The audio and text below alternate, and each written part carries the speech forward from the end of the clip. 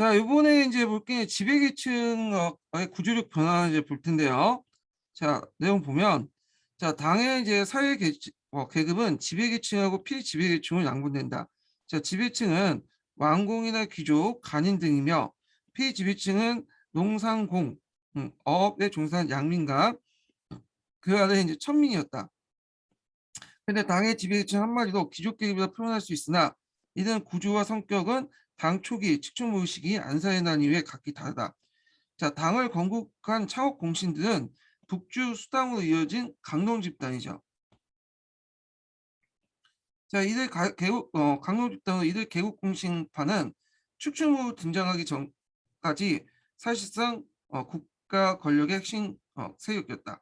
당초의 그 귀족 세력들은 상동귀족, 강중귀족, 대북귀족, 강남귀족 이렇게 병치했는데 이 중에 이제 간중과 대북귀족, 강농 집단들이 당초 창업의 주축이었으나 사회적으로 가장 존중받는 계층은 상동귀족이었다. 그래서 이 상동귀족들의 대표적인 가문들 보면요, 뭐 박능책 씨, 번양로 씨, 조근희 씨, 영양정 씨 등등 내성을 꼽았고요. 태연 왕 씨, 농소 이 씨, 뭐 최씨 이게 칠성을 꼽는데 이런 이제 상동귀족들이에요. 자, 당태종이나 문벌이나 일반민의 존경심을 당왕주 및 간인에 대한 존경심을 바꾸기 위해서 이 고사년들에게 명의에서 시족제를 편찬을 하게 했어요. 근데 그 시족지가 편찬했지만 막상 그 시족지 내용을 보면 그 사람이 이제 고사년이 당시 사대부 위견과 족보를 이제 참고를 했기 때문에 대개 보면 상동의 박능치 씨를 1등을 해놓고 당을 건국한 농소 이 씨를 3등을 했어. 이런 시족지를 편찬을 했죠. 그러니까 이거에 대해서 이제 그 태종은 좀 열받겠죠. 자기 가문이 3등밖에 안 되는 거야. 그래갖고 결국 태종은 그 내용이 부당함을 지적하고 문벌 귀족이 결코 국가를 초월할 수 없다고 반박하여 문벌 우위에서 간이 우위를 개편하도록 지시하여 새롭게 만든 것이 정간시족지예요. 예. 그래서 이로써 남북조 시대의 정치사의 우위를 차지하고 있던 문벌은 태종 때 들어서 점차 간이에 밀리게 되었다. 그래서 일단은 이제 아무리 자기가 문벌이라도 간직에 취임하고 그것이 몇 대 가야지 당나라사에서 인정받는 그런 이제 분위기를 만들었다 이렇게 보시면 되겠죠. 당 초기 이러한 지배계층은 이러한 지배계층은 강동 집단을 얘기죠. 그래서 축출무의 분기점으로 구조적 변화를 가져오게 되는데 자, 축출무의 등장을 반대했던 세력은 강동 집단을 중심한 개국 공신 및 그들의 후예였다. 따라서 이들은 무우위에서 철저히 숙청되었고 그 대신에 가고 출신으로서 무우시대 때 이대로 지배계층 부상 하였다. 자, 이 가고 출신들은 대개 보면 상동 출신들이 되게 많아요. 그래서 상동 귀족들이 이제 대규모 이제 등장을 하게 되죠. 자, 이에 따라 무우시대 때 고비도 남북주 이대로 구귀족과 당의 개국의 공을 세운 강로 집단이 거세되었고, 자, 이후 안사의 난까지 과거 귀족 출신의 관료가 당의 지배계층 그 위세가 떨쳤다.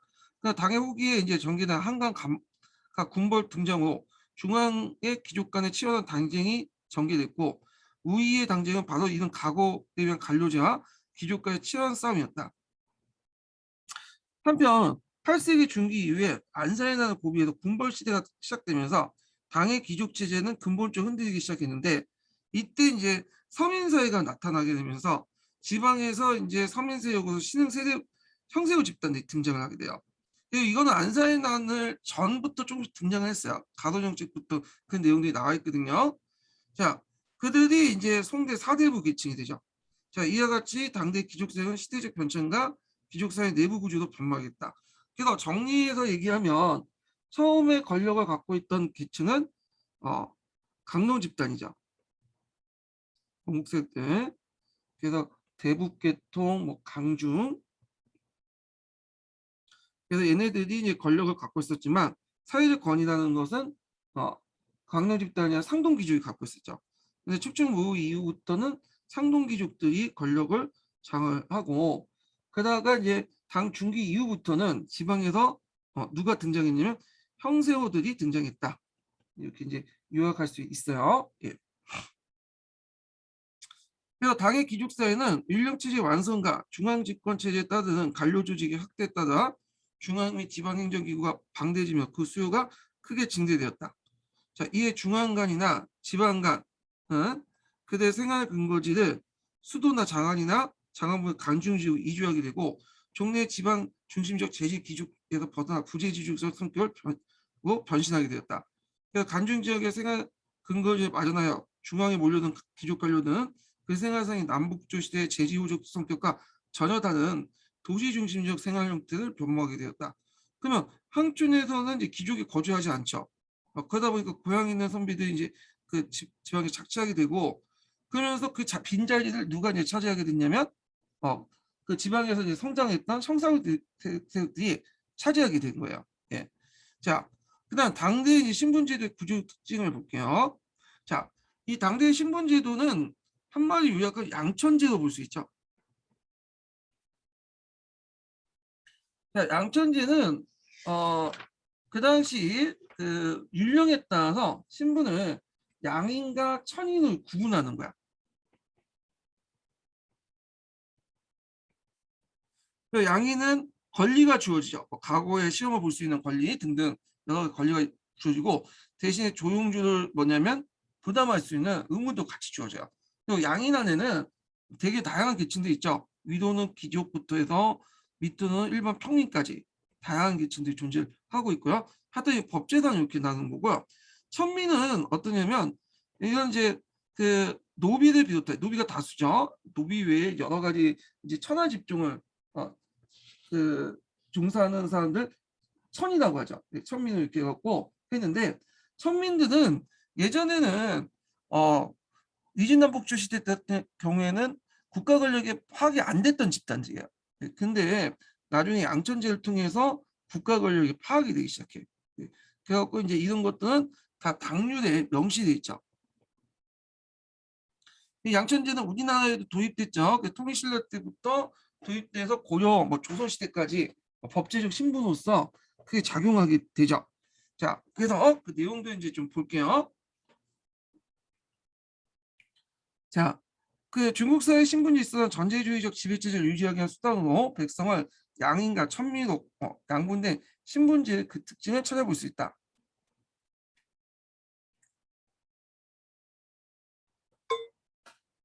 자, 양천제는 지난 시대에 성립되어 남북조 시대의 복잡한 과정을 거쳐 당대기로 완성되었고 동아시아 각국에서 영향을 줬다. 양천제를 가장 명확하게 주행된 건 당률이었다. 당의 율령은 지배계층으로서 양민과 천민을 율령으로 엄격히 구속하고 있다. 자, 이는 동양사회가 가지고 있는 전제주의적 한계 지배체제와 가부장적 가족제도의 권위를 율령에서 학용이 명시하고 있다는 걸 보여주고 있다. 자, 예를 들어 국가 권력을 양민은 가장 엄하게 규제하고 있는 조항은 당률에 보이는 시박의 내용이다. 이 시박은 유교주의에 기반하여 국가 권력의 지배 질서, 가부장적 가족 질서 및 일률적인 사회 질서에 대해 어떤 도전이나 거역도 이를 범죄로 규정한 것이다.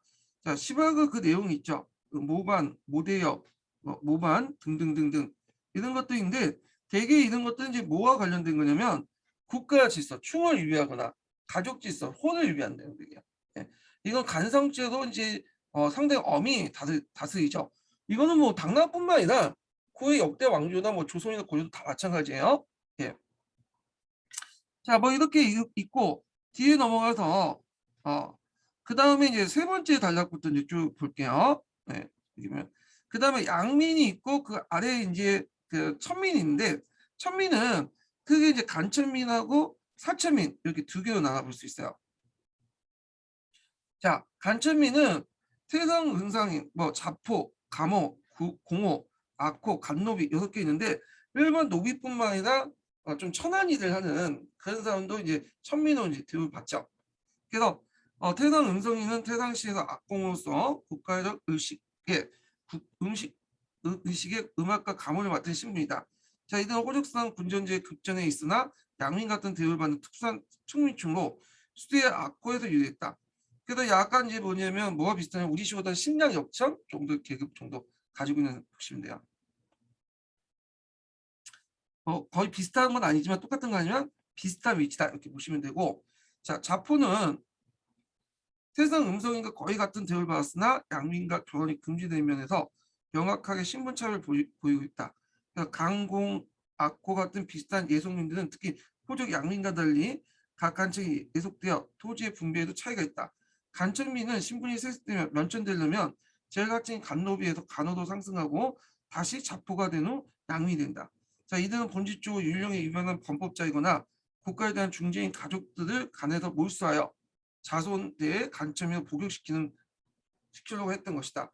자, 사천민들은 이제 그 부국이나 부국처, 갱년들인데 노비 같은 거 있죠. 자, 이 부국이라는 것은 그 예전에 위진남북조 시대 때부터 나오죠. 예, 그리고 이건 남자 부국이고 여자 부국이니까 뭐 거의 비슷비슷하죠. 예. 그래서 이제 이런 위진남북조 시대부터 존재했던 사람들이야. 그래서 이제 이렇게 있고, 그 다음에 이제 갱녀 뭐 이 노비 같은 게 있는데, 얘네들은 이제 엄민에만 노비는 아니고요. 이거는 이제 예속민 이렇게 보시면 돼요. 그래서 이제 이렇게 있는데, 요거는 이제 좀 약간 부연 설명이 필요한데, 요걸 이제 좀 이해하려면 그 당시 그 군전 체제 붕괴 과정을 좀 보셔야 돼요. 네. 그래서 당나라 때 이제 들어가면서 군전제가 이제 조금씩 붕괴되기 시작하잖아요. 그래서 군전제가 붕괴되면서 그 군전의 많은 땅들이 누구한테 넘어가냐면 관료라든지 사원이라든지 뭐 이렇게 좀 돈 있고 힘 있는 사람한테 이제 넘어가게 돼. 그래서 이들이 그 선종 무력부터 이미 조금씩 장원이 만들어져요. 그러니까 장원이 본격화되기 시작한 것은 안사에 난 이후지만 그 이전부터 그런 이제 징조들이 보였던 거죠.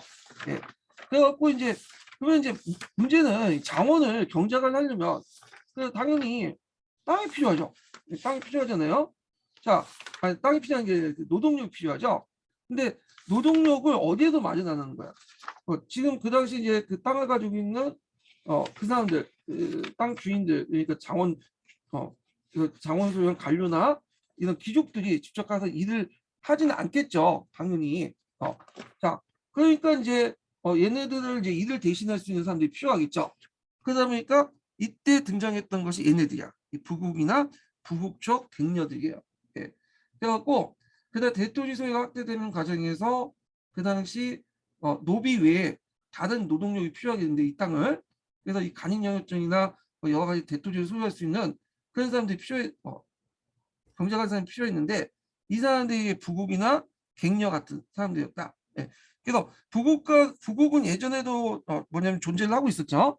그런데 이때 이제 부국은 어떤 의미가 있냐면 좀 지방 호족대 예속되는 뭐 군대라는 의미보다는 그 장원에 예속돼 갖고 노동력을 제공해 주는 사람 이런 의미예요. 그래서 이 사람도 원래 군정민이었다가 땅이 이제 없어졌고 이제 벗어나서 군전체제 벗어났던 사람이죠. 그러니까 당나라 정부 입장일 때는 얘들을 어떻게 하든 율령 체제 안에 포섭해 갖고 파악할 필요가 있어요. 그래서 부국이나 이런 갱녀, 부국처 이런 예속민들 장원에 예속됐던 사람들 천민화 시켜갖고 법제적으로 천민화 시켜서 그들 파악을 했던 거야. 예. 그래서 이들은 이제 율령 체제 안에서 군전제 외에 노동력을 제공해주는 주로 장원이라든지 영업전, 간인영업전에 이제 노동력을 제공해주는 사람이고 귀족들의 예속민이었지만 국가가 천민으로 파악을 해갖고 뭐냐면 파악하는 어떤 존재였다 이렇게 기억을 해두시면 돼요. 요 관련된 내용은 거기 그 어디야 강자중국사에 나와 있으니까 그거 한번 자세히 읽어보시고요. 자, 그러면 읽어볼게요. 그래서 양민이라도 부국에 출간 부국처가 됐고 갱년은 여부국에 뜻하며 법제상 위치에 대한 부국 같았다. 부국은 보통 노비 위에는 상급 천민으로 이해됐으나 양민이 같다는 주장과 양민과 천민의 중간 위치에 있다는 설도 있다. 자, 부국은 공적으로 노비처럼 매매 대상 아니에요. 예속민이기 때문에 예속된 주인이 바뀔 때마다 새 주인의 비용을 지불하고 이들을 지배했다. 자, 노비는 좀 이 부국이나 부국적 갱년보다 차이가 낮죠. 노비는 재산과 같은 주인이 마음대로 처분할 수 있어 우와 마처럼 매매 상속 주요 대상이 되었다. 자, 이런 이제 부국과 이제 노비는 독립된 호적을 갖지 못하고 주인이 호적에 북이 된다. 따라서 낭린과 같이 세역이 부담 위험도 없고 군전에 지급되지 않는다. 노비는 그들의 역할에 따라 간의 노비와 상상 노비도 구분되며 기인 같은 사가의 가무 음국을 종사하는 자도 있다. 기인은 여러분들 알다시피 기생 같은 사람들 얘기하죠. 자, 그래서 이제 이런 노비까지 좀 설명을 했고요. 자, 그 다음에 이제 좀 약간 이제 보충 설명을 할 필요가 있어요.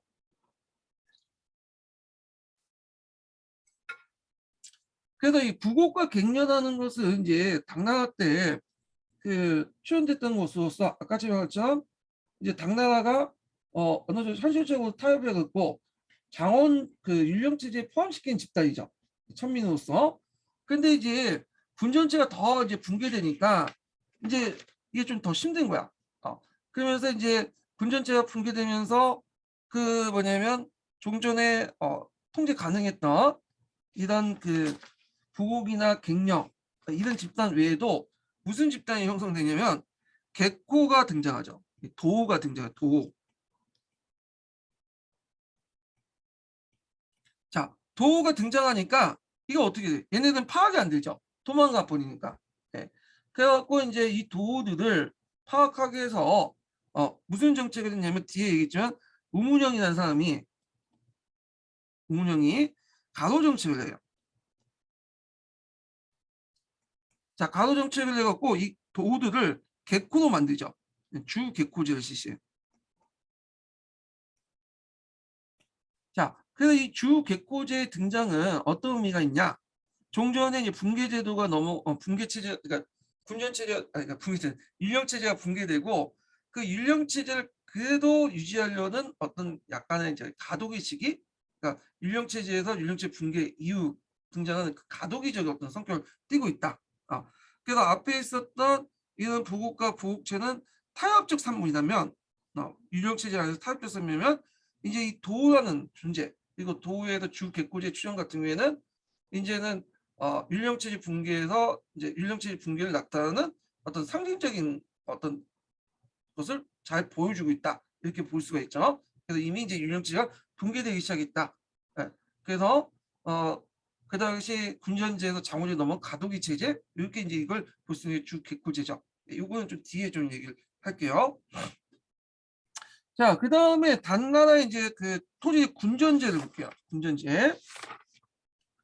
자, 군전제는 앞에서 얘기한 조용주와 부경제가 서로 연결돼 있죠.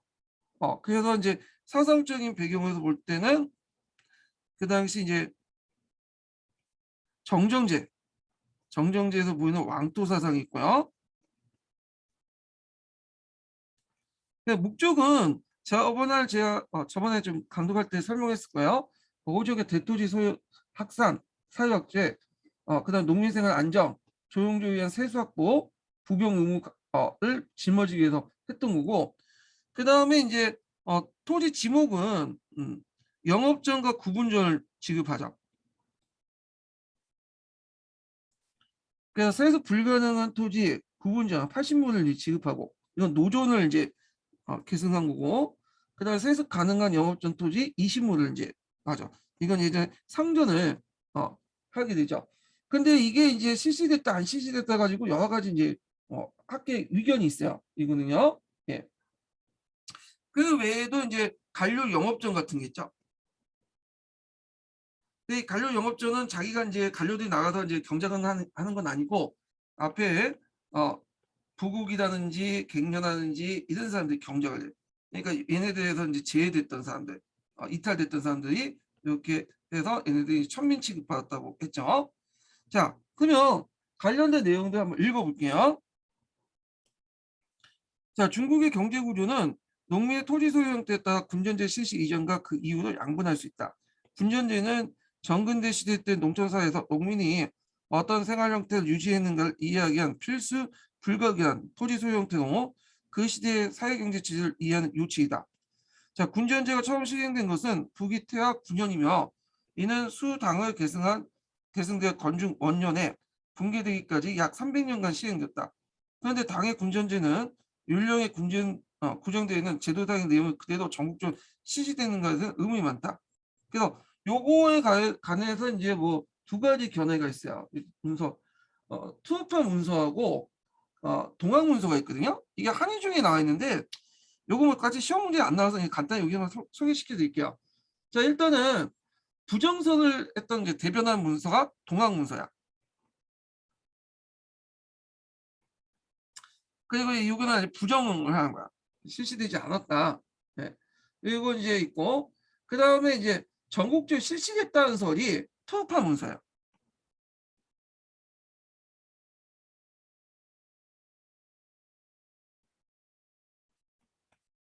그래서 투우파 문서에서는 지급받은 토지를 국가에 반환 퇴적 문서가 나왔어요.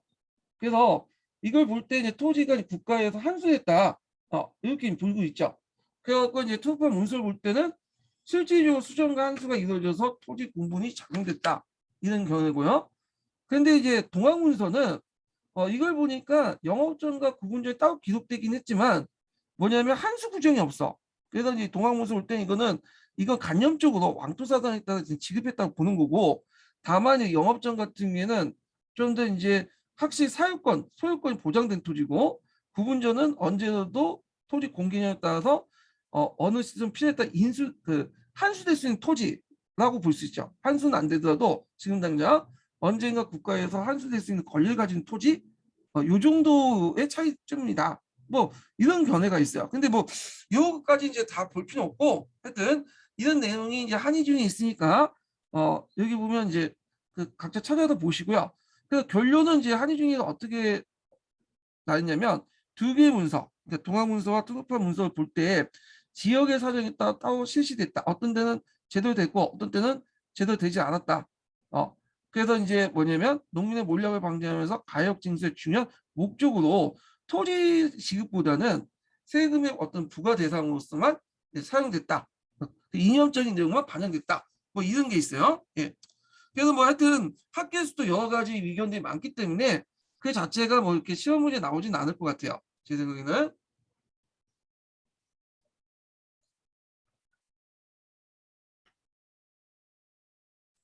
자, 하여튼 이제 계속 읽어볼게요. 당의 군전제는 서주 이래에 정전제로 보이는 군전사상의 사상적 근거를 두고 있다. 예, 이념이죠.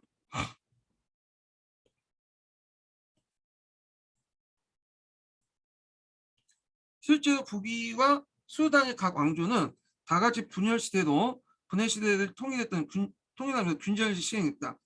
그래서 그 밑에는 북위와 수당의 군전제 내용이 있는데 참고사항을 보세요. 요것만 좀 집중적으로 보시면 될 것 같아요. 북위하고 당나라. 그 외에도 이제 북제라든지 북주의 군전제도 있어. 근데 요거까지 볼 필요 없고 관심 있는 분들은 강자중국사에 있으니까 그 강자중국사에 있는 데 찾아서 한번 보세요. 그 부분까지는. 자, 실제 북위와 수당의 각 왕조는 다 같이 분열시대 통일하면서 군제를 시행했다. 자, 이 제도의 현실적인 목적은 호족의 대토지 사유의 억제와 농민의 생활 안정, 조용조에 위한 세수 확보, 그리고 토지를 받은 군종농민들이 부병의 의무를 강화함으로써 군사적 문제까지 해결하려고 한 것이다. 자, 이렇게 볼 때 군전제는 그 국가가 토지와 인민의 절대적인 지배권을 강화하는 성격이 강했다. 따라서 당의 군전제와 조용제, 세제, 부병제 분리할 수 있는 삼각관계가 있다. 군전제, 조용조, 그다음에 부병제. 요것을 이제 합쳐서 군전제를 바탕으로 해서 예전에 군전 체제라고 했죠. 그러니까 군전제에 입각한 국유 개념에 입각한 군전제 간념에 입각한 토지 군분과 권동 정책과 부가 제도, 수정과 한수 원칙. 자, 이런 걸 바탕으로 해서 그 당시 그 군사제도, 신분제도, 조세제도, 여격제도가 서로 연결돼 있기 때문에 이걸 군전 체제라고 했어요. 자, 그럼 군전제 내용을 볼게요. 자, 당률에 규정하고 있는 군전제의 내용을 보면 순화 이전과 차이가 있다. 순화에서는 부인과 노비에 대해서 급전이 없고 재앙 이하의 도덕에 이르는 간인에게 백경 이하의 영업전을 지급하고 하북에서 국한되지 않고 하중지방까지 확대 실시했다. 당은 건국 초에 이러한 수재를 계승했으나 보조 무덕 7년에 이를 개정하여 새로운 군전제를 이제 공포했다. 그 내용은 같다. 다음과 같다. 그래서 그 내용들이 쭉 나와 있는데 요거는 이제 그 교과서에 있는 내용이죠. 우리가 이제 보통 당내 군전제 얘기할 때 그 내용들인데 그 내용을 보면요. 크게 군분전하고 영업전은 이제 구분해요. 그래서 구분전은 이제 북의 그 어디에 해당하죠? 이 노전에 해당하고 영업전은 북의 상전에 해당하죠. 그러다 보니까 원칙상 볼 때는 구분전은 불안수전이 되는 거고 요건 한수전이 되는 거예요. 예, 이렇게 아니 이게 이제 한수전이 되는 거고 영업전이 불안수전이 되죠. 자, 그래서 이 말 그대로 이제 구분전은 입구자잖아요. 입구니까 그러니까 사람의 입을 따라 머리 그 입에 따라서 구분하는 거죠. 사람의 머릿수에 따라서. 영업전은 영구히 가질 수 있는 토지잖아. 그러니까 이제 이건 분한 수준이 되고 이건 한 수준이 되는 거죠. 자, 그래서 이제 구분전 80무, 영업전 20무 지급받고 60세가 되면 구분전의 반을 다 반납하고 죽으면 나머지 반납했다. 여자는 그 앞에서 이제 그 부기처럼 여자는 지급하지 않아요. 부인은 여자 지급했지만 여기는 지급하지 않고 원칙적으로 수진하지 않으나 만약에 이제 가첩적 그러니까 가부일 경우에는 얘네 먹고 살아야 되잖아. 그래서 구분전 30물 지급했다. 그다음 불구자 병등자는 구분전 40물 받았고요. 그다음 가첩적 그러니까 가부나 그다음에 불구 폐지자들이 호주일 경우에는 구분전 20물 더 받았다는 거죠. 자, 이 밖에 이제 정남 위주지만 만약에 이제 호주가 중남일 경우에 그러니까 청소년일 경우에는 얘네들도 이제 먹고 살아야 될 거 아니야. 밑에 동생들도 있고 하니까 얘네들은 정남의 반을 받았다. 네. 그래서 원칙은 정남에게 기준을 줬지만 정남이 없을 경우에 여자나 가부나 그 다음에 또 그 성인 남자는 아니어도 그 청소년에도 이렇게 중남에도 이렇게 지급을 했다 이런 거죠. 물론 액수는 좀 적겠죠. 그 다음에 승려나 도사는 구분전 30무, 니와 여도사. 니는 이제 비교를 얘기하는 거고요. 여도사는 여자 승려를 얘기하는 거죠. 구분전 20무를 받았다. 상인 공인들은 농민의 반에게 땅을 받았다. 자, 간천민 가운데 자포는 농민같이 간호로 반을 받았으며 산업에는 급전하였다. 자, 이런 사람들은 이제 신물 떠나가지고 간에서 일을 하는 사람이에요. 종교기관에서. 이런 사람들은 이제 뭐냐면 받았고 또 상인과 공인도 또 받았다는 거죠. 종교기관이나 간에서 일하는 천민들, 그다음 상인 공인 이런 사람도 받았다.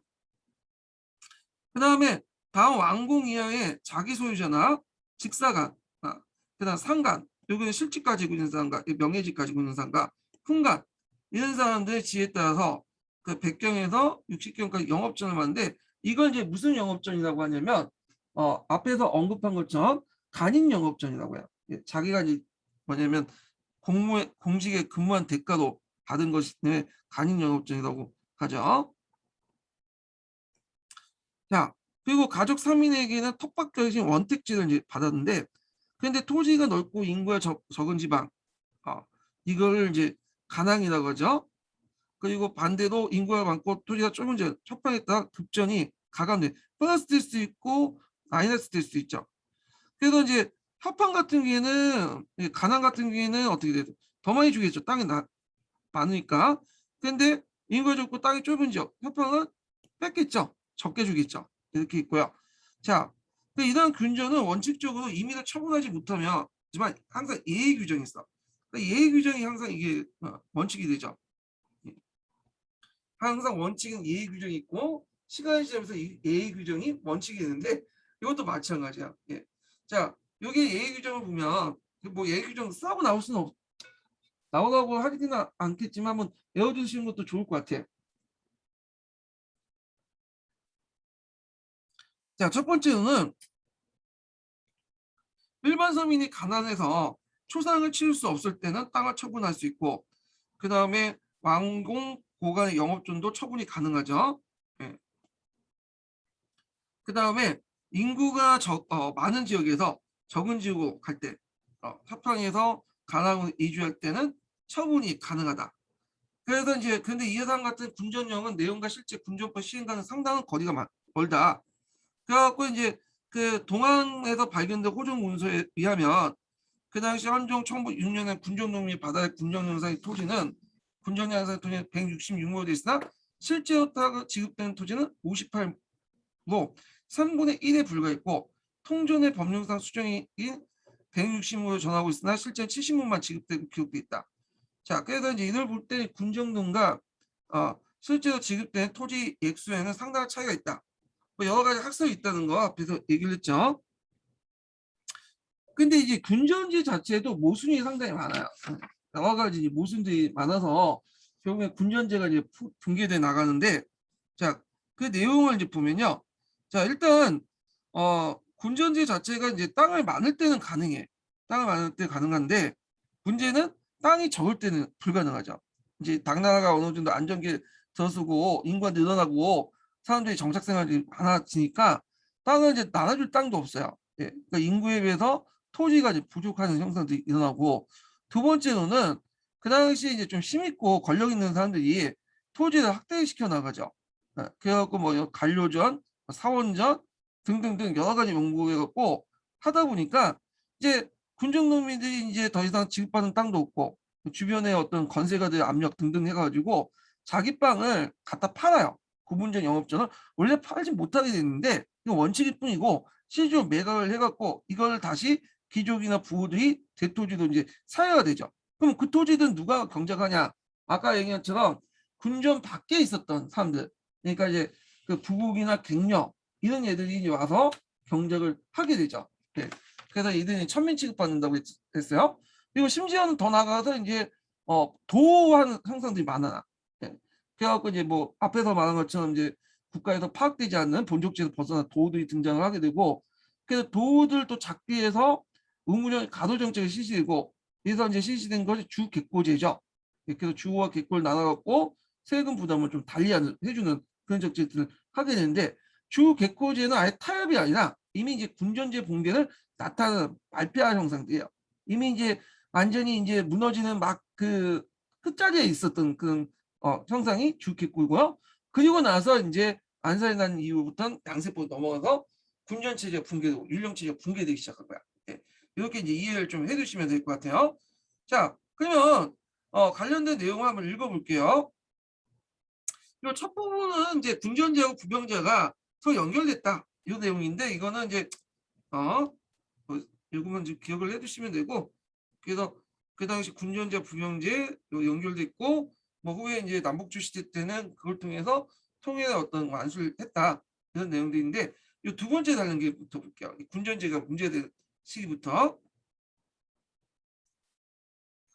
자, 그런데 이러한 군전체제가 지속되기 위해서는 개간 가능한 무주의 항무지와 그 밖의 다량의 토지를 국가가 보유하고 새 정남에게 급전을 계속해야 된다.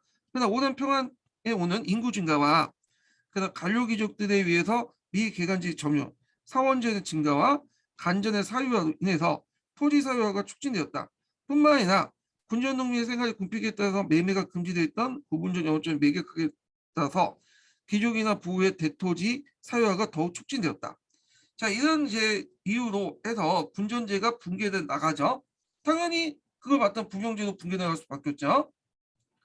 자, 현종 그 천부 연간에 즉 8세기 중엽에 군전제가 붕괴될 수밖에 없었던 원인은 이와 같이 당의 사회적 배경과 군전의 모순의 원인이었으며 안산에 대한 계기로 완전히 무너졌다.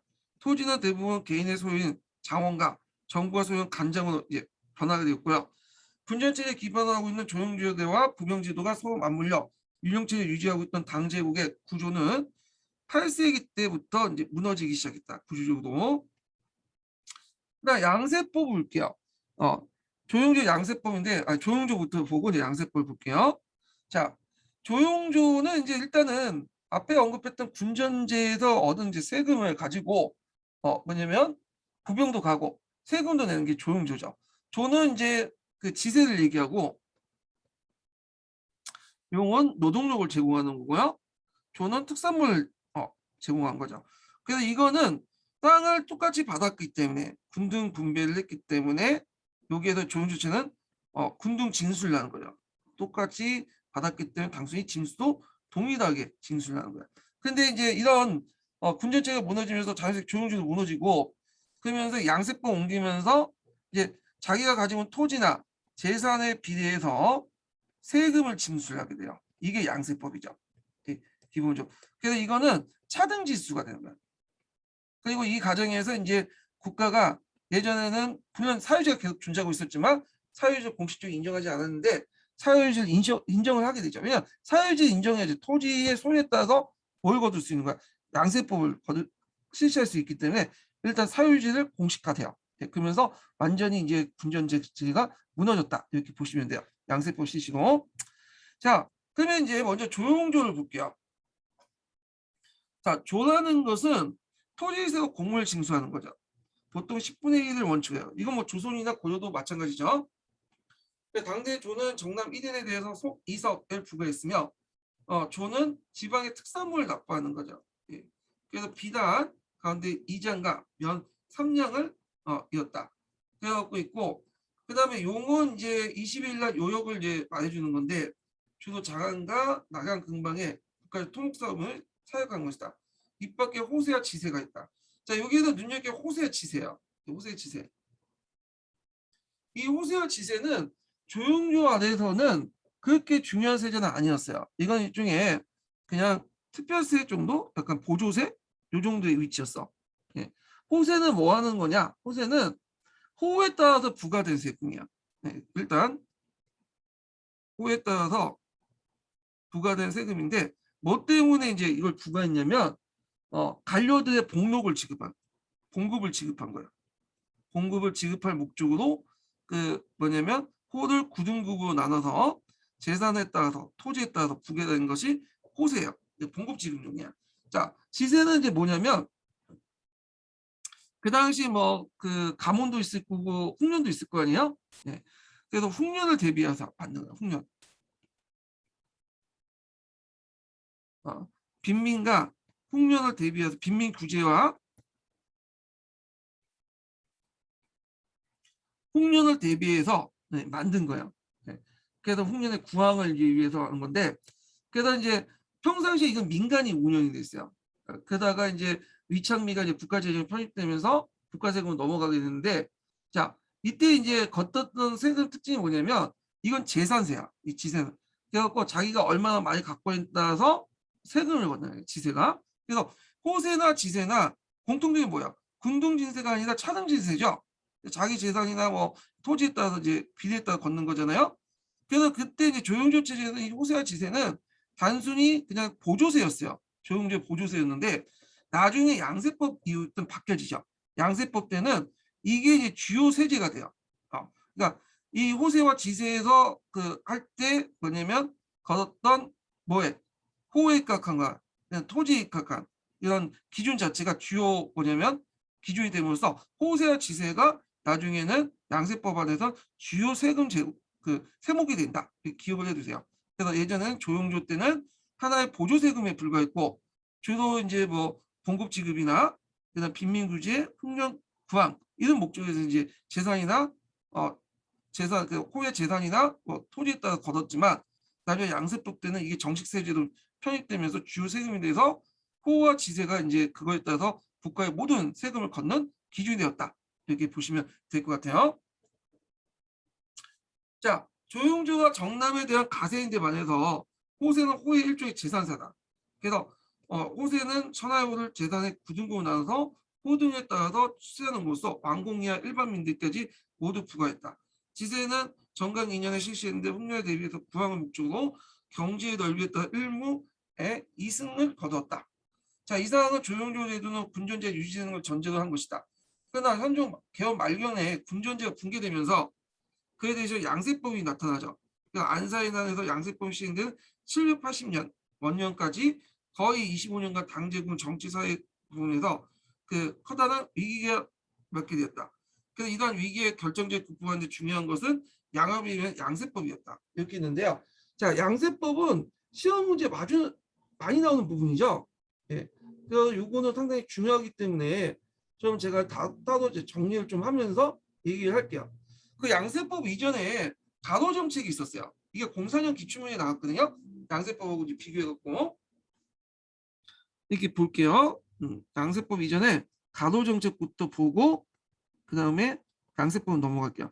간호정책은 여기는 안 나와 있고 거기 강자중사라든지 뭐 동양사 기초지식인가 거기에는 나와 있는데 여기는 별로 설명이 안 돼 있더라고요. 예. 자, 그래서 이제 요 관련된 내용들 동양사에서 제가 심화가지고 자료에서 찾아서 한번 보겠습니다.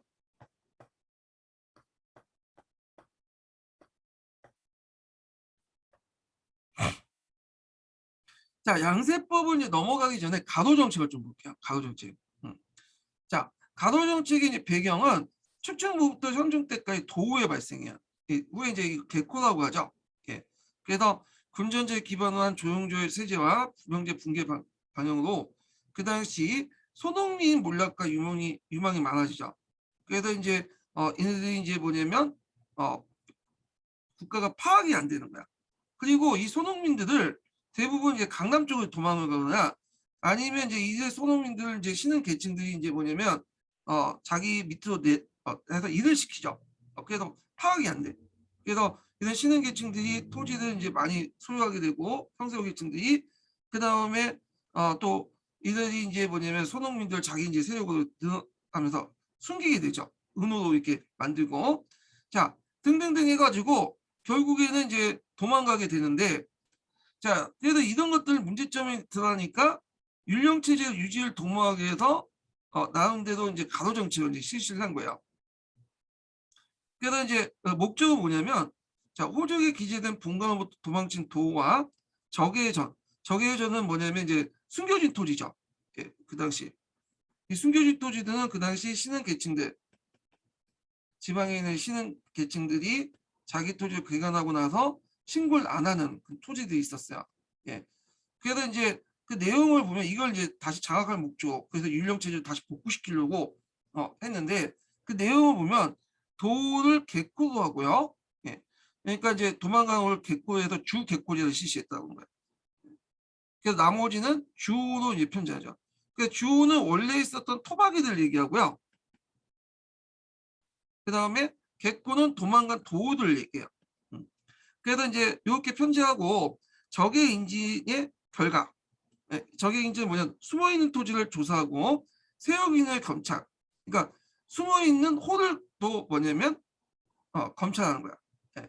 그래갖고 이제 그 있고 아니 숨어있는 호가 아니라 세력 위담은 이제 그 뭐냐면 역을 이제 면제받는 거 있죠? 이런 것들을 조사하고 도우수가 도망가는 거를 이제 조사하는 거야. 자, 그래서 이제 이렇게 해갖고 이제 했던 것이 그 우문의 가도 정책인데 그때 이제 여러 가지 이제 원칙들이 좀 나오는데 보면 관용 원칙을 이제 제외해서 일단 타향으로 도망가자 도우죠. 도우가 그 기후지 자기 정착지에서 안주하기 받을 경우에는 그 도우 중에서도 거기서 좀 돈을 버는 부자도 있을 거고 돈이 전혀 없는 가난한 사람도 있을 거네요. 부자의 경우에는 본족지도 기한을 시켜요. 그리고 가난한 사람은 전주도 정주 거기에 사는 걸로 허용을 했는데 자 이거는 이제 어떤 의미냐면 일단 돈이 있어야 다른 데 이동하잖아. 돈이 없는 사람들에게 다른 데 가면 원적지로 가면 가지 못하겠죠. 중국 같은 경우에는 땅도 넓고 그런데 거기까지 자기 예전에 본적지로 들어가기까지 시간과 돈이 많이 들어가고 도와도 뭐 할 게 없으니까 땅도 없지 뭐 돈도 없고 그러니까 근데 부자들 같은 경우에 돈이 좀 있기 때문에 본적지 기한에도 기한할 수도 있고 그리고 거기 가서 돈을 주고 땅을 살 수도 있잖아요. 그래서 이렇게 이제 했던 거야. 그래서 이제 기후지 호적에 등록시켜서 도망올 호구수가 이제 증가를 했다. 근데 부자보다는 빈자가 많겠죠, 당연히. 자, 그 다음에 이제 주호와 개코의 비율을 보니까 있었던 토박이들은 3 정도 되고 개코가 2가 되는 거야. 그래서 점점 이제 시간이 지나면서 개코의 비율이 높아져서 이것이 양세법이 이제 성립이 됐다. 그래서 왜냐하면 예전엔 주호와 개코를 따로 이렇게 분리시켜서 주호와 개코의 세금 부담을 좀 달리했어요. 예. 그래갖고 이제 주호 같은 경우에는 온갖 세금을 다 내는 거야. 뭐 조용조도 내고, 그다음에 인도세 일종의 신정세도 내고, 지세 호세도 내고, 이렇게 이제 냈는데 이에 반해서 개코는 세금을 상대적으로 적게 내요. 얘네들 다 면제받는 건 아니지만 상대적으로 그 적게 냈다 이렇게 보시면 돼요. 자, 그래서 이제 이제 하니까 이제 개코에 비율내니까 개코가 늘어나면 이제 어떻게 해요? 세금은 주어에서 주어내는데 개코가 뭐냐면 늘어나면 세금은 내는 사람이 별로 없겠죠. 그래서 양세법이 성립되면서 이제 주어와 개코와 상관없이 호등에 따라 호에 가지고 있는 재산과 토지에 따라 이제 차등액이 지급을 하게 되죠. 자, 의인은 그 당시 이제 그 경제적 남이 부병력의 부담 피해서 강남 쪽 도망가는 그런 것들이 이제 하다 보니까 이제 종전의 본적지 소난주의에서 어쩔 수 없이 거주지에 있는 걸 그때 인정하는 거 전환이 됐다는 거. 자, 그 상당한 점토가 건갈했고요. 그래도 숨어 있는 토지들이 이제 찾아낼 수 있고 신흥 관료들이 반대했어. 아까 말했죠. 요게 숨어 있거나 했던 이런 얘네들 그러니까 이제 숨어 있는 토지를 이제 토지를 숨기거나 아니면 도망간 도우들을 자기 밑으로는 그 예속시킨 사람들이 대개 보면 지방의 신흥 관료들, 신흥 세력들이거든. 이들이 이제 신흥 관료들이었고 그러다 보니까 반대를 할 수밖에 없고 그다음 개코를 제도화시켰다. 민의 통치를 변화시켰고 토우와 개코의 담대 비율 불균형 이런 것들이죠. 토우는 주호를 얘기하죠. 그래서 주호는 온갖 세금을 다 낸다고 했죠. 예, 조용조, 신정세, 예. 그 다음에 또 호세, 지세, 예. 이 정도 내는 거고 개코는 조용조 정도 약간 그 정도만 내면 돼요. 예. 그래서 세금 부담이 너무 이제 크니까 오히려 주호들이 이제 도망쳐서 개코화되는 그 형상들이 나죠. 그래서 양세법 개정 이후에 토호와 개코, 그러니까 주호와 개코의 어떤 그런 양세 불평등을 세금 불평등을 차별화시켰다. 아니 차별시켰다 이렇게 보시면 돼요. 그다음에 건강이나 운수 책임자 등 율령 체제 밖에 있는 사직, 그러니까 그 앞에서 절도사처럼 율령 밖에 있는 이제 사람들이었고요. 그리고 이런 것들이 늘어났다는 거 이렇게 이제 보시면 돼요. 자, 그래서 이제 양세법 이전에 이 가로 정책을 추구해서 무너져가는 이제 군전 체제를 율령 체제를 어떻게든 좀 붙잡아 보려고 했다. 근데 그게 안 되니까 아예 이제 판을 뒤엎고 군전 체제를 버리고 시작된 것이 양세법이었죠. 네, 양세법. 자, 양세법은 이제 내용을 좀 살펴본 다음에 이렇게 이제 또 하죠.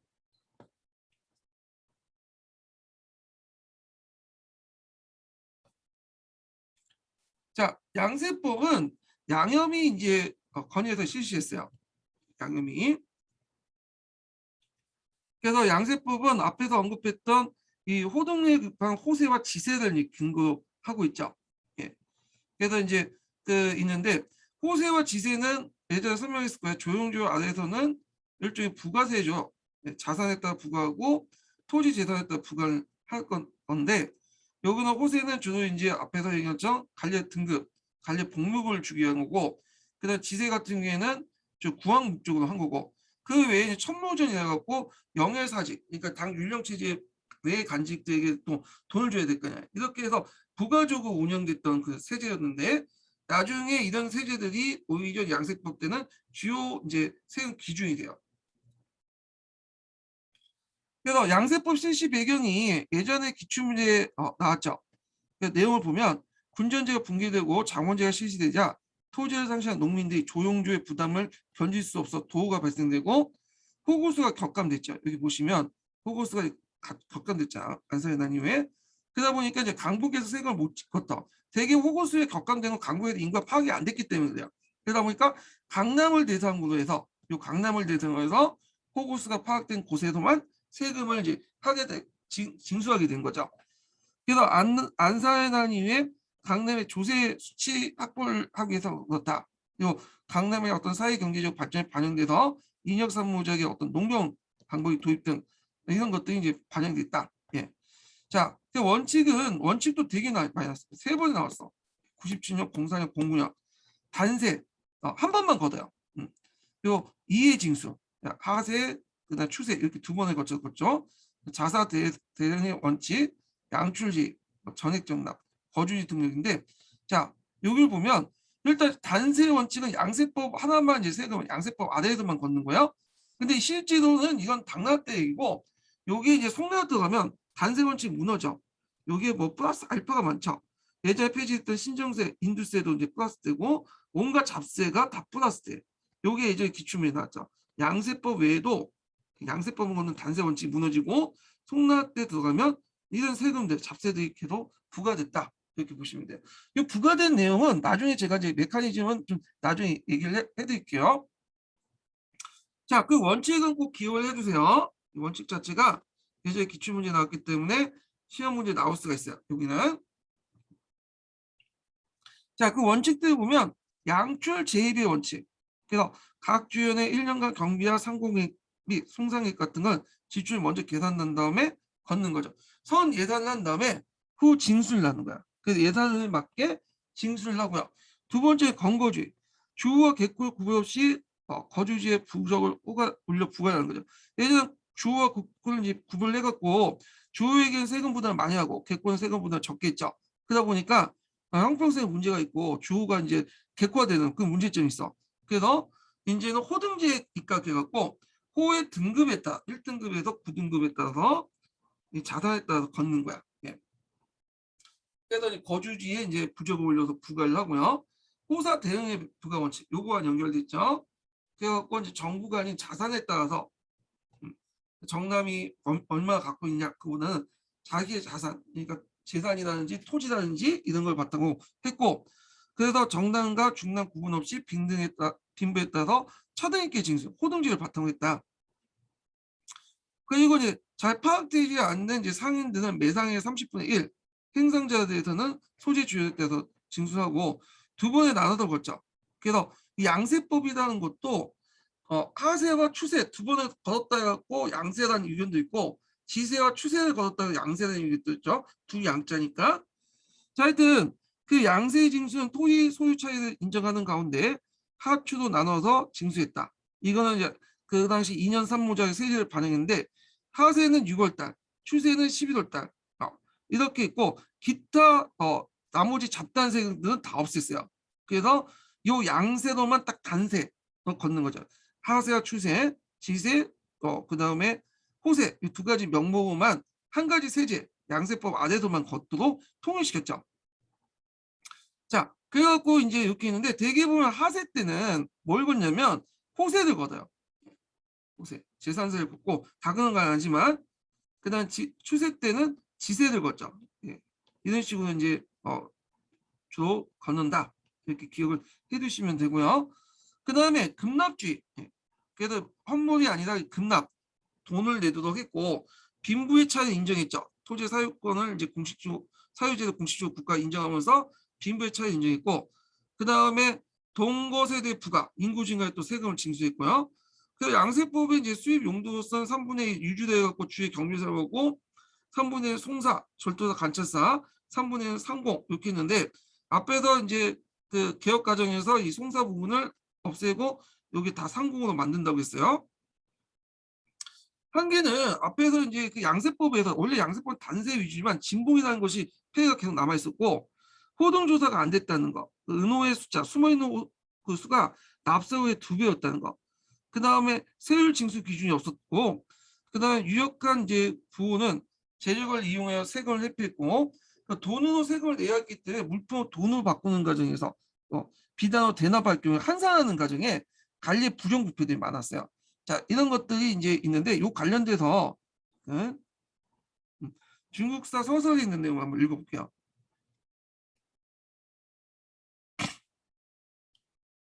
자, 양세법은 급납이었기 때문에 화폐 가치가 상승하에 따라 되자 그 농민들 큰 부담이 됐다. 왜냐 화폐를 구해야 될 거 아니에요? 자, 근데 화폐 가치가 떨어지는 게 아니라 계속 상승하니까 동전이나 그런 걸 잘 구할 수가 없겠죠.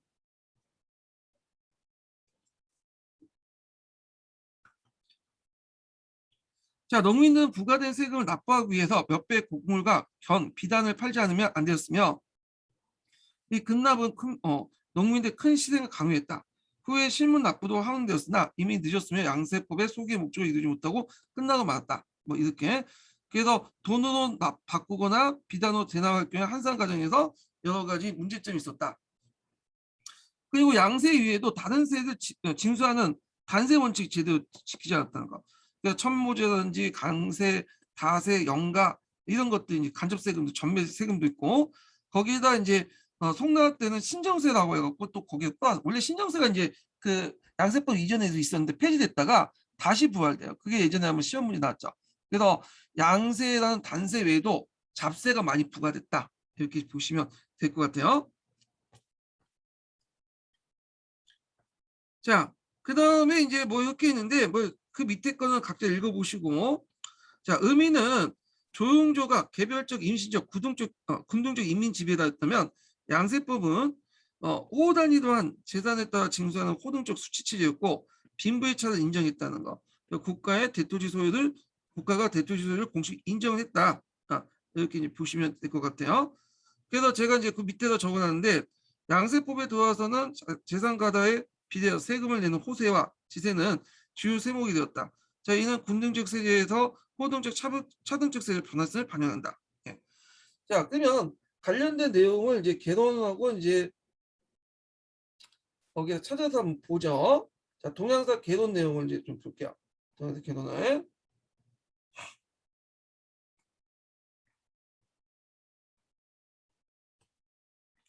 자, 양세법은 조용주의 물납세와 달리 자산에 의한 전납을 원칙으로 하고 있고 하와 추의 이기를 거쳐서 나눠서 징수했는데 그게 특징이다. 이미 조용조 세제에서 호세와 지세가 있었고 안사에 난 이후에 이를 징역하는 중요한 세모가 확대되었다. 자, 양세법은 호와 지세를 기초로 그 밖에 잡세를 종합하여 단일한 거다. 단세 원칙이죠. 그래서 조세의 부과 대상으로 한 주호나 개꼴을 불문하고 그들의 재산에 따라서 호의 등급에 따라서 호등에 따라서 일률적으로 재산을 전후 납부하도록 했다. 그래서 이걸 무슨 원칙이라고 했어요? 호등 자산의 원칙이라고 했죠. 여기 보시면 호상 대응 부과의 원칙이죠. 호상 대응 부과의 원칙. 예, 그리고 건거주의. 요거 두 개 외워두세요. 여기 이제 예전에 기출문제 자주 나왔더라고요. 기출 예문이나 이게. 자, 조용조세가 빈배차를 인정하지 않고 조세를 먼저 징수한 후에 국가에서 예산을 지출한 반면에 양세법은 그 빈배차를 인정하고 지출을 먼저 정한 후에 그에 맞춰서 세금을 거두는 점에서 큰 차이가 있다.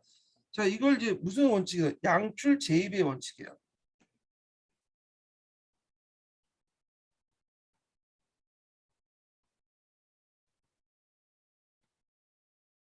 지금도 뭐 근데 그 세제에서 그 사용하고 있죠. 양출 재입의 원칙. 자, 양세법은 당의 재정 위기를 구제하고 중국 세자당에 진입한 세법이었다. 왜냐하면 조영조 대신에 시행됐던 양세법은 당의 재정적 위기를 구제했을 뿐 아니라 보다 중요한 건 양세법이 당에서만 끝나지 않고 송원명 1조 편법 실시할 때까지 거쳐서 계속됐던 점이다.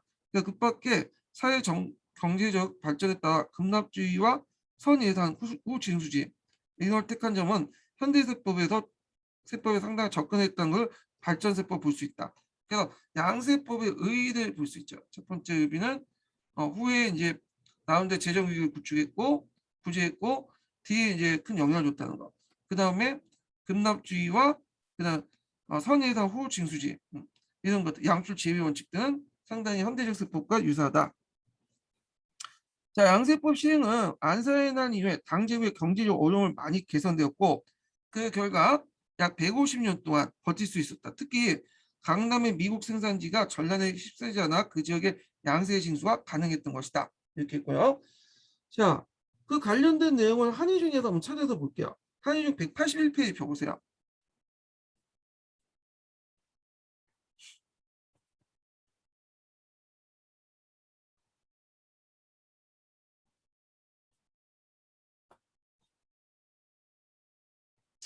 자, 양세법 실시 관련된 내용을 한번 읽어보겠습니다. 자, 농민들에게 균등하게 토지를 분배하고 그에 기초해 요용주를 징수한다는 당주의 재정 원칙은 안사에 난 이후 가속화되고 토지 소유 경로 때문에 점차 사회 변화에 맞지 않게 되었다. 이미 개원 연간부터 타지로 도망간 도우가 급증해 본족지에 떠난 농민들이 많았기 때문이다. 게다가 안사에 난 이후 3분의 1 수준으로 경갑한 호구수는 군군과 병진의 병력을 유지하기가 엄청난 하는 군군과 번진의 병력을 유지해야 하는 엄청난 군사를 도저히 감당할 수 없었다. 자, 이에 780년 제상 양협의 건의에 따라서 조용조를 폐지하고 양세법이라는 새로운 세법을 실시했다.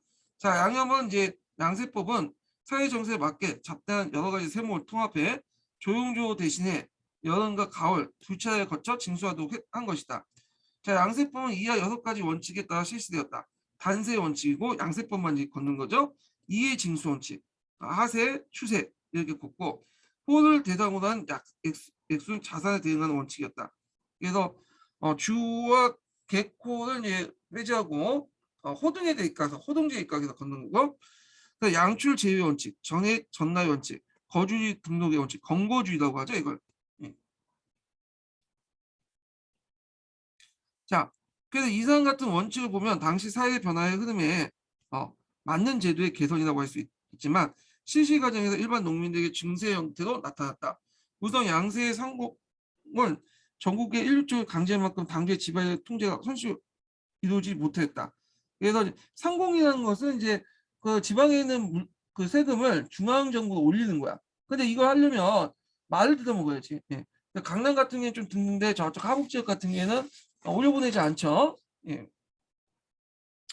자, 하여튼 이제 호단위도 재산을 평가해 징세한다는 양세 원칙은 이후 호등적 수치 체제에서 양대 왕의 기본이 되었다. 자, 그리고 이제 당조는 이제 그것도 이제 모자르니까 염세를 이제 실시했어요. 그러니까 소금 전매제를 이제 시행했는데 이거 관련돼서 예전에 한번 시험이 나왔는데 요거는 뭐 동기 읽으면서 한번 좀 더 살펴보기도 하고요. 예. 자, 그 다음에 장원제 발달과 이제 지주전호제 이제 그 등장인데, 지주전호제는 이제 전반적으로 이제 이때 뭐 성세가 등장했고 그 밑에 예속된 지주 전호들이 등장했다. 뭐 그런 내용들이에요. 예. 그래서 이런 내용들인데 요것을 한번 읽어볼게요. 자, 당대 장원제도는 군전제가 붕괴된 8세기 중기 이후 발달하기 시작했다. 당의 장원은 사유장원과 강유장원 두 가지 구분되나 대부분 개인이 소유하는 사유장원이 장원이 차지하고 있었다. 간유장원, 간인제 소유한 장원은 국가의 소유로 도시 근처나 지방 각곳에 산지에 있으며 간노비에 의해서 병직되거나 존호에 임대되었다. 또 공신이나 사원, 도간에 하사되거나 민간에 매각되기도 했다. 사유재원은 이제 왕공은 사유재 왕공, 고급관료, 부호, 군벌, 상인 등이 매수한 토지와 사원이나 도관이 소유한 토지가 사원 자원이었다. 사유재원이었다. 특히 사원전은 무정의 불교 탄압 시에 몰수된 것이 수천경이었고 해방된 노비가 15만 명이었다는 사실을 배울 때 사원의 규모가 방대했음을 알 수 있다. 자, 8세기 중기 이후 이와 같이 대토지 사유한 사유 자원이 발달에 따라서 새로운 토지 경제 형태가 있는데 이건 지주존호제죠. 예.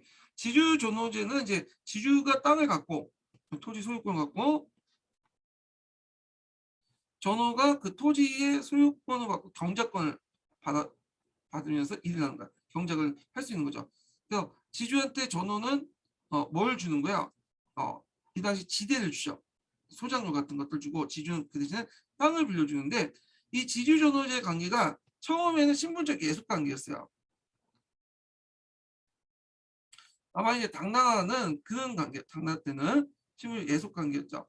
그래서 이제 근데 시간이 지나면서 점점 뭘로 바꾸냐면 경제적 관계로 바뀌어요.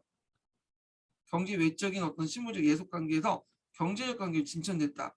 그래서 이런 것들 명청시대 때 들어가면 더 하죠.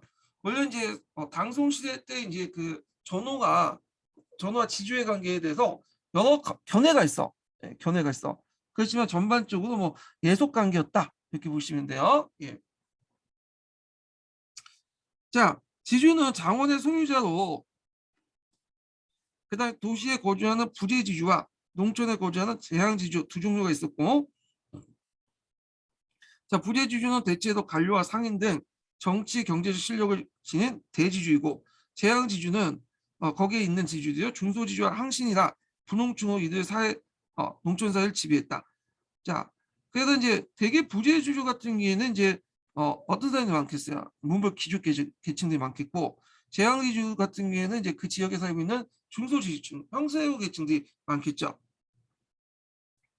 자, 그런데 이제 8세기 중기에서 7세기에 걸치는 중국 사회는 당말 5대 북송을 이루는 격변기에 이 시대의 장원이 지배한 지주계층의 변화가 일어나는데 당대 지주층은 귀족이 대부분이었으나 안산에 난 이후에는 당말 5대 군벌이 등장하고 송대에는 당말 5대 성장한 황새우가 지주계층으로 성장했다. 자, 장원의 발달에 따라 이 경제가는 새로운 계층을 전호라고 한다. 전호는 지주의 토지를 경작하면서 지대를 납부하는 거예요. 지대를 납부하는 게 아니에요. 지대는 이제 내가 땅을 소유했기 때문에 국가에 납부하는 거고, 땅을 빌린 대가로 그 지주한테 납부하는 거는 지대라고 하죠.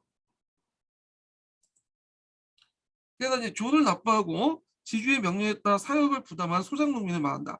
이들은 정객, 객고, 장객, 조, 부객 등을 불렸고 전호 출신은 가지각색이다. 그 대부분 자장농민이고 밑밖에 유민이나 노비에 올라온 자도 있고 등등 있는데 대개 이제 당나라 때 이제 그 뭐냐면 전호의 신분은 예속농민이라고 보시면 돼요. 노비는 아니지만 그렇다고 해서 만약 자유민도 아니야. 그 밑에 예속됐던 사람들이었는데 자, 지주가 장원을 강요하는데 노비를 부리는 것보다 전호회에서 소작경이 훨씬 능력죠. 왜냐면 노비 같은 경우에 물론 노비 출신의 소작경도 있긴 하겠죠. 그런데 이제 전호가 더 편한 게 예속민이나 전호가 편한 게 얘네들은 관리 비용이 안 들잖아. 일단 노동을 할 때 열심히 일하고 책족할 필요 없죠. 관리할 필요 없겠죠. 왜냐면 열심히 일을 해야지 2분의 1은 반 땅에서 자가 먹잖아요. 그러다 보니까 관리 비용이 안 들어. 얘네들은.